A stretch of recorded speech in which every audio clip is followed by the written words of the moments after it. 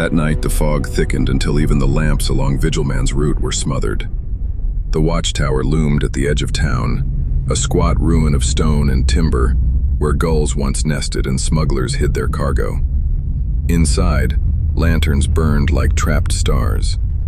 Around the long table sat the men of commerce, the grain master, the dock warden, the iron dealer, and others whose names the townsfolk only cursed in private. Outside, the vigilantes gathered in silence. Each wore a mask over the lower half of the face and a red scarf tied at the throat, the mark of the line. Beneath their cloaks, blades glimmered. Elora stood among them, the fog beating cold on her lashes.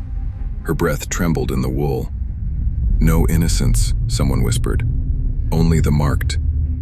They moved as one, silent shadows breaking into the tower through the fog. The chaos that followed was fast and muffled. Lanterns overturned, men shouting names swallowed by the mist, steel meeting flesh. Elora's world narrowed to the pulse in her ears and the sound of her own heartbeat.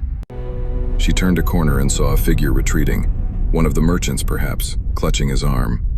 She struck without thought, a quick, desperate thrust meant to end, not to wound.